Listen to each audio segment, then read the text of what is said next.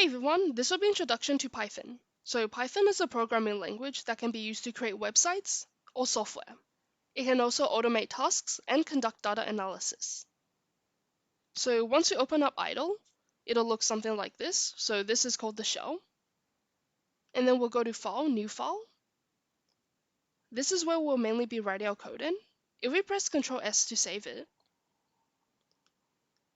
we can give it a name, for example computing, and then .py representing it's a Python file. So we'll start off by learning what print is. So print, it essentially prints out something. So we have print, brackets, quotation mark, and then hello world.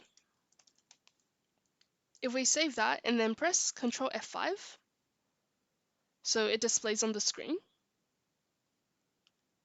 And there's also things called comments. So comments, we press Shift and then 3. So this hashtag represents a comment.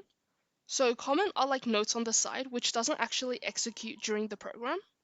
So this is a comment.